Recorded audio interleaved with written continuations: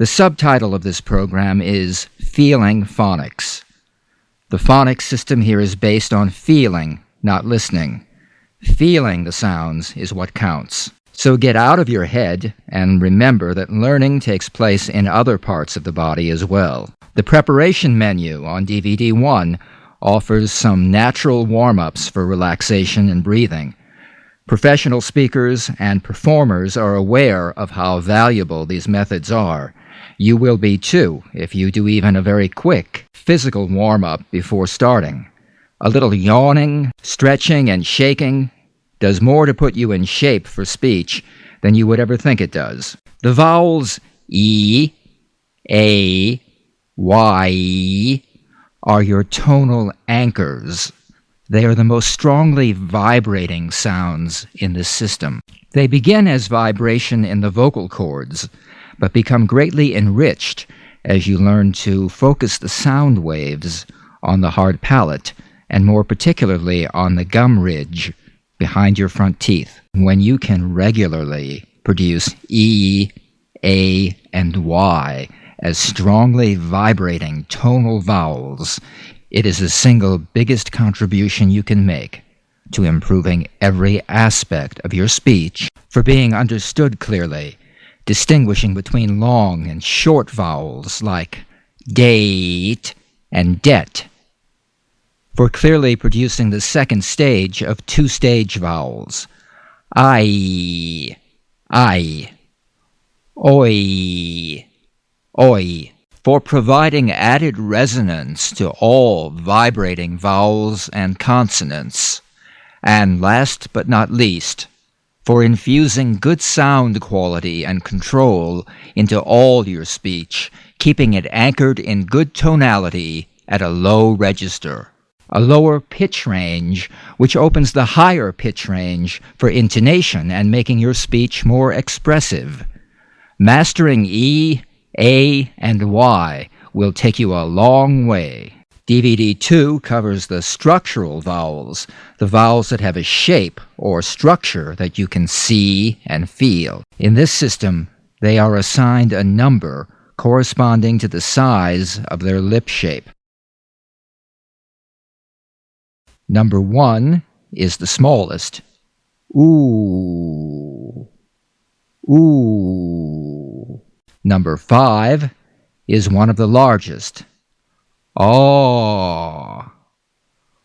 Aw. So a number 5-1 is ah, ooh, ow, ow. 2-1 is oh, oh. 3 is the midway position, aw, aw. 4 is aw, as in awed. 6 is ah, ah. 6Y is I.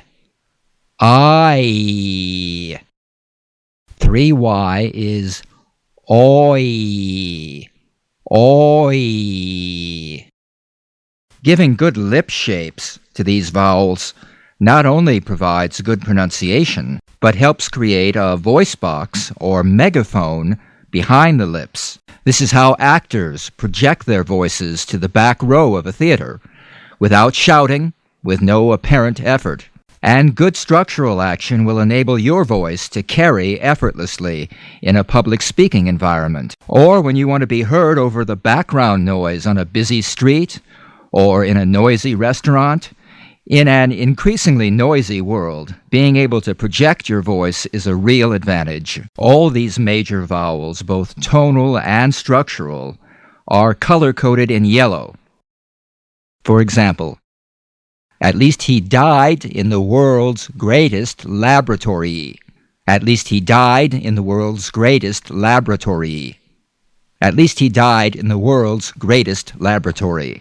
The short grunt-like neutral vowels we call neutral 1, 2, 3, and 4, I, These are just in white. They're often interchangeable.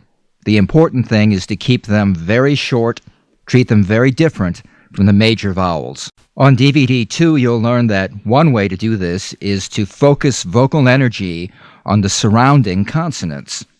Play the consonants on either side of the neutral vowel and treat the vowel like it is the shortest distance between two consonants. For example, here's a sentence with neutral vowels I, Treat good, simple lesson, brother, as good, simple lesson, brother. Good, simple lesson, brother. Good, simple lesson, brother. Another technique, and this is specifically for foreign or regional accent reduction, is to color one neutral vowel with another, pronouncing took as tuck and tuck as took, for example, resists the tendency to slip into speaking a larger vowel. You will see exercises like this. The bull stood at the edge of the wood. The bull stood at the edge of the wood. The bull stood at the edge of the wood. The bull stood at the edge of the wood. And that leaves the less troublesome neutral diphthongs. Neutral diphthongs 1, 2, 3, and 4. Or, ear, air, or, as in poor, peer, pair, poor. That covers the vowels. The consonants are color-coded in green or red. Green are the legato, sustainable, or continuant consonants, such as m, v, j, sh. Green for go, continue the sound. Red are the staccato, plosive consonants, such as b, p, g, k.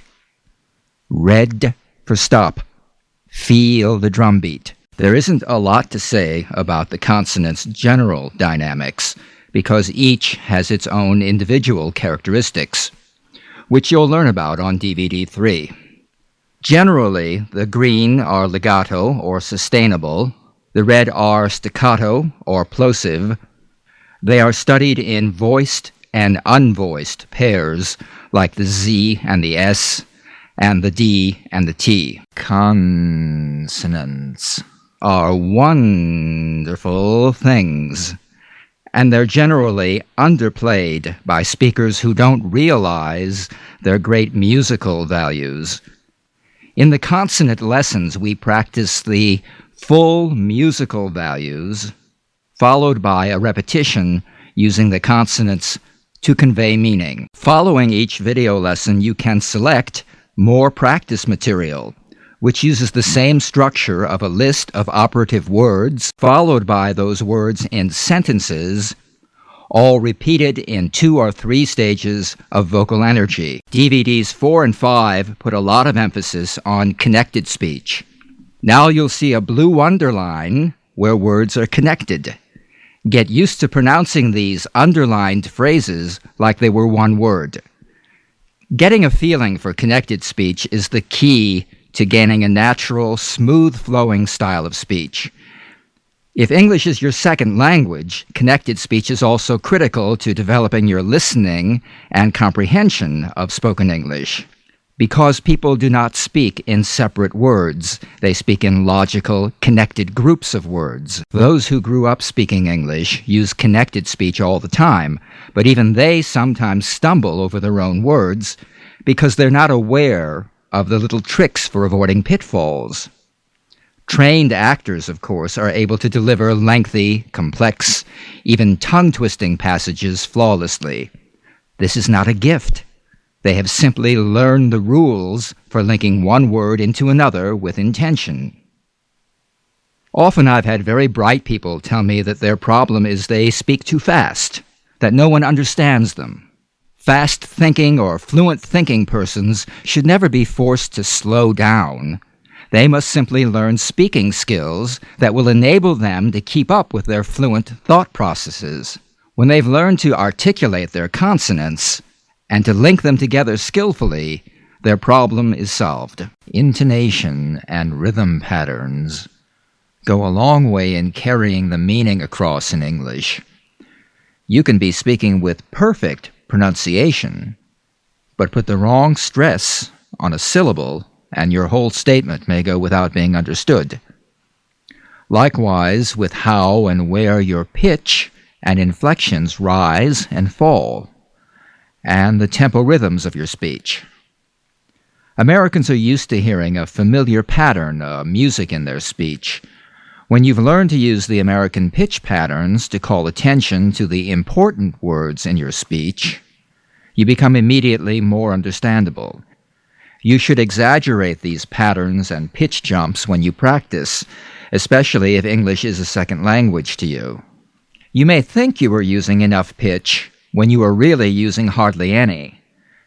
When first learning these pitch patterns, it's better to overdo them until you really have some mastery.